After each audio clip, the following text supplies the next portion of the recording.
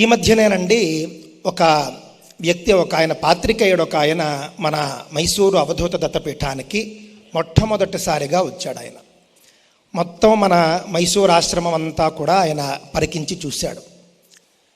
చూసి వేలాదిగా జనం వస్తూ ఉన్నారు. చండీయాగం కూడా ప్రారంభమైంది. మొత్తం అంతా పరిశీలన చేశాడు. ముఖే ముఖే సరస్వతి అని మనం అంటాను చూసారా. ఏ మనిషికి ఎందులో ఏది కనిపిస్తుందో తెలియదు. ఒక్కొక్కరికి ఒక్కొక్క విధంగా కొత్త విషయాలు, కొత్త జ్ఞానము అందుతూ ఉంటుంది. అందుకే ముఖే ముఖే సరస్వతి అంటాం. మనం చూసిన కోణంలో వేరే వారు చూడాల్సినటువంటి అవసరం లేదు. ఒక్కొక్కరిది ఒక్కొక్క కోణం. ఆ విధంగా నేను అడిగాను, ఆశ్రమం చూశారు కదండి, మీకేమర్థమైంది, మీకేమనిపించింది, మీ అభిప్రాయం చెప్పండి అన్నాను. అంటే ఆయన అన్నాడు, ఈ ఆశ్రమంలోనండి ఏ ఒక్కరూ కూడా నాకు ఖాళీగా కనిపించలేదు. వేలాది మంది వస్తూ ఉన్నప్పటికీ కూడా ప్రతి ఒక్కరూ ఏదో ఒక పని చేస్తూ ఉన్నారు. అంతేకాని ఖాళీగా కూర్చుని ఫోన్ చూసుకోవడం కానీ, ఖాళీగా కూర్చుని కబుర్లు చెప్పుకోవడం కానీ అవధూత దత్తపీఠంలో నేను చూడలేదు అని చెప్పేసి ఆయన అన్నాడండి. ఎంత అద్భుతమైనటువంటి విషయం! ఈ కోణంలో మనం ఎప్పుడైనా చూసామా? దీనికి కారకులెవరు అని మనం చూసినప్పుడు పూజ్య స్వామీజీ వారు అవుతారు. ఎందుకు అనంటే వారు ఎవరిని ఖాళీగా ఉంచరు. ప్రతి ఒక్కరికి కూడా ఏదో ఒక పని చెబుతారు, ఏదో ఒక కర్మ చేయిస్తారు. దృష్టిలో పెట్టుకోండి, సనాతన ధర్మం 2 సిద్ధాంతాల మీద నడుస్తుంది. భగవద్గీతలో మీరు చూసుకుంటే 2 యోగాలు ఉంటాయి. కర్మయోగము, సాంఖ్యయోగము, 2 యోగాలు. కర్మయోగం అంటే ఏమిటి? కర్మ చేస్తూ కర్మ ద్వారా చిత్తశుద్ధిని పొంది జ్ఞాన మార్గం వైపుకు నడవడాన్ని కర్మయోగము అంటారు. అర్జునుడు మొదట్లో నేను కర్మను విడిచిపడతాను అని చెబుతూ ఉంటే కృష్ణ పరమాత్మ మందలించి, నువ్వు ఇంకా కర్మయోగి స్థానంలోనే ఉన్నావయ్యా, నువ్వు ఇంకా కర్మ చేయాలి, కానీ నీ మాటలు మాత్రం సాంఖ్యయోగిలాగా ఉన్నాయి. సాంఖ్యయోగి అంటే పూర్తిగా ఒక కృష్ణ పరమాత్మ, పూజ్య అప్పాజీ వారు, ఈ స్థాయి వాళ్ళను సాంఖ్యయోగులు అంటాం.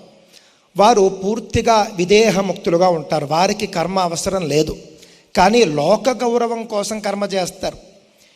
మనం చూసుకుంటే భారతంలో కూడా కృష్ణ పరమాత్మ ఆయన నాకు ఏ కర్మలు అంటామని చెబుతాడు, కానీ కర్మ చేస్తాడు. ఆయన ఎందుకు చేస్తాడు అనంటే యద్యదాచరతి శ్రేష్ఠ అని చెప్పి భగవద్గీత చెబుతుంది. తత్తదేవేతరో జన.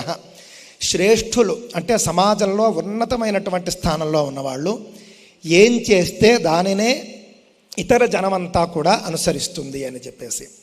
కృష్ణ పరమాత్మ నేను జ్ఞానిని కదా, నేను కర్మ చేయను, నాకు ఏ కర్మలు అంటున్నప్పుడు నేను కర్మ ఎందుకు చేయాలి అని ఆయన కర్మ చేయడం మానేశాడు అనుకోండి. మన వాళ్ళందరూ ఏం చేస్తారు, కృష్ణుడే చేయలేదు నేను ఎందుకు చేయాలి. ఇప్పుడు మాట్లాడుతూ ఉంటారు, రాముడు అది తిన్నాడు, రాముడు ఇది తిన్నాడు, మేము తింటే తప్పేమిటి, కృష్ణ పరమాత్మ అలా చేశాడు, మేము చేస్తే తప్పేంటి. మనం పోలికలు పోల్చుకోవడానికి బాగానే ఉంటాయి, వాళ్ళు చేసిన పనులు మనం చేయలేదు కదా. కృష్ణ పరమాత్మ సూర్యాస్తమయాన్ని యోగశక్తితో ఆయన ముందే సృష్టిస్తాడు.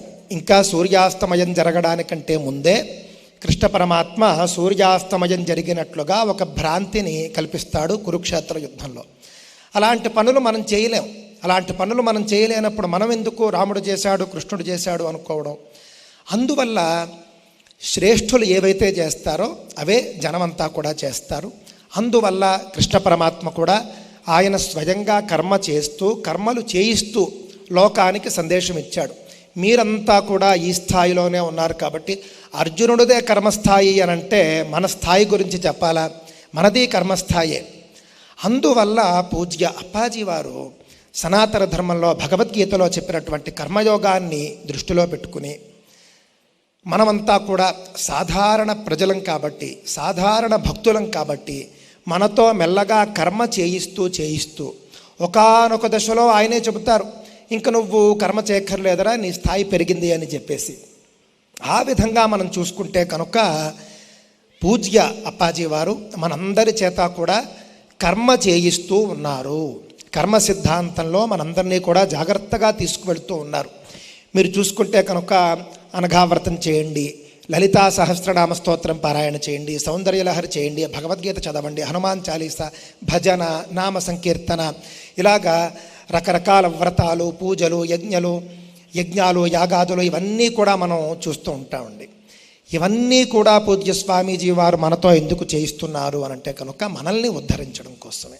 ఇంతకీ నేను చెప్పదలుచుకుంది ఏమిటి అనంటే కనుక మనందరినీ కూడా పూజ్య స్వామీజీ అద్భుతమైనటువంటి మనల్ని ఉద్ధరించేటటువంటి ఒక మార్గంలో నడిపిస్తూ ఉన్నారు, దృష్టిలో పెట్టుకోండి. మనమంతా కూడా చేయాల్సింది ఏమిటి అనంటే కనుక స్వామీజీ చెప్పినట్లుగా మనం చేసుకుంటూ వెళ్ళిపోవడం అంతే. మన స్థాయి ఏమిటి అని గురువు చెప్పాలి, మనంతట మనకి తెలియదు. కొంతమంది అండి మనమంతా కూడా అనఘా వ్రతాలని, సత్యనారాయణ వ్రతాలని అనేక పూజలు చేసుకుంటూ ఉంటాం. కొంతమంది ఏ పూజలు చేయకుండా కేవలం ఇంట్లో కూర్చొని ధ్యానం చేసుకుంటూ ఉంటారు. ధ్యానం అనేది గొప్పది, కానీ ఈ పూజలు, యజ్ఞాలు, యాగాలు ఇవన్నీ చేస్తూ వీటితో పాటుగా ధ్యానం చేసుకోవాలి. మనం భగవంతుడికి చేసే షోడశోపచార పూజలో కూడా ధ్యానం అనేది ఉంటుంది. అయితే మొత్తం కర్మలన్నీ విడిచిపెట్టేసి నేను ధ్యానం చేస్తాను అని చెప్పి కూర్చున్నారనుకోండి, అది అంత సరి అయినటువంటి విధానం కాదు. మనకు పూజ్య స్వామీజీ వారికి మనకు ఏమి ఇవ్వాలో తెలుసు. కర్మ చేస్తూ ధ్యానం చేయాలి, కర్మ చేస్తూ మనం జ్ఞాన మార్గం వైపు నడిచేటటువంటి ప్రయత్నం చేయాలి. అలా కాకుండా మొత్తం కర్మను వదిలిపెట్టేసి నేనేదో ఉన్నత స్థాయిలో ఉన్నాను, నేను జ్ఞాన మార్గంలో ఉన్నానండి, నాకెందుకు కర్మ అని చెప్పేసి కొంతమంది భావిస్తూ ఉంటారు. నువ్వు జ్ఞాన మార్గంలో ఉన్నావా, దేంట్లో ఉన్నావు అని చెప్పాల్సింది ఎవరు? గురువు చెప్పాలి, సద్గురువు చెప్పాలి. 1వ తరగతి పిల్లవాడు నేను చాలా ఉన్నతుడిని అయిపోయానండి అని చెప్పేసి 10వ తరగతి క్లాసులోకి వెళ్ళి కూర్చున్నాడు అనుకోండి, వాళ్ళ టీచర్లు ఏం చేస్తారు? ఒక 4 దెబ్బలేసి పిచ్చి పట్టిందా ఏంటి అని మళ్ళీ 1వ తరగతిలోకి తెచ్చి పడేస్తారు. అలా కాకుండా 1వ తరగతిలో ఉన్నటువంటి పిల్లవాడు, వాడి స్థాయి పెరిగింది, వాడు జీనియస్ కావున వాడిని మనం కొంత 2-3 తరగతుల పైకి ప్రమోట్ చేయొచ్చు అని గురువులు నిర్ణయిస్తే కనుక ఆ విధమైనటువంటి ప్రమోషన్స్ చేస్తారు. కావున సనాతన ధర్మంలో అన్నీ కూడా గురువు చేతిలో ఉంటాయి, దృష్టిలో పెట్టుకోండి. అందువల్ల పూజ్య అప్పాజీ వారు మనందరి చేత కూడా కర్మ చేయిస్తూ, కర్మ వల్ల మనందరికీ కూడా చిత్తశుద్ధి వచ్చేట్లుగా చేసి మెల్లగా అడుగడుగు కూడా వేయిస్తూ తీసుకుని వెళ్ళి జ్ఞాన మార్గంలోకి మనకు అర్హత వచ్చినప్పుడు తీసుకువెళతారు అని చెప్పేసి మనం అర్థం చేసుకోవాల్సి ఉంటుంది.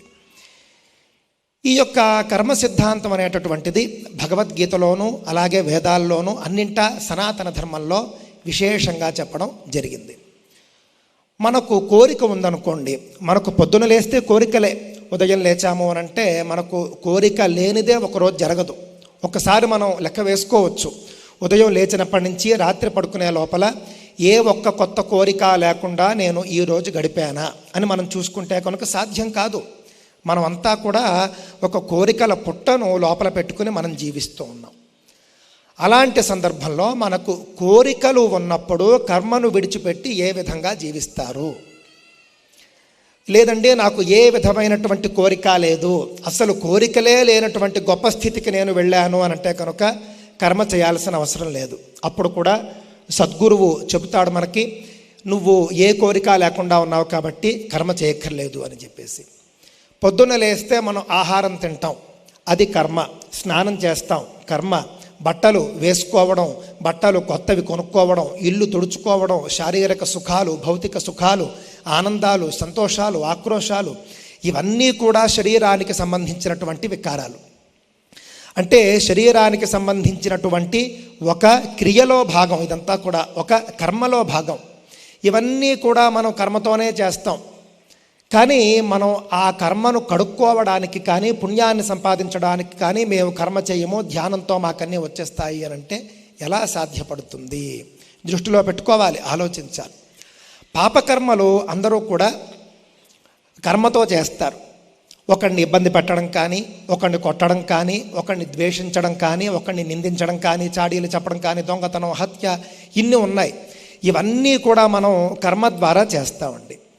కానీ ఆ యొక్క పాపకర్మలను కడుక్కునేటటువంటి ఒక ప్రక్రియ ఏదైతే పుణ్యకర్మ ఉన్నదో అది మాత్రం మేము చేయము. పాపాలు మాత్రం శరీరంతో చేస్తాం, పుణ్యాన్ని మాత్రం కేవలం మేము ధ్యాన రూపంలో సాధిస్తాము అని అంటే కుదరదు. ఒకసారి మనం తెలివిగా ఆలోచించవలసినటువంటి అవసరం ఉన్నది. ఎక్కడికి వెళ్ళినా కూడా మనం కర్మ అనేటటువంటి దాన్ని విడిచిపెట్టకూడదు.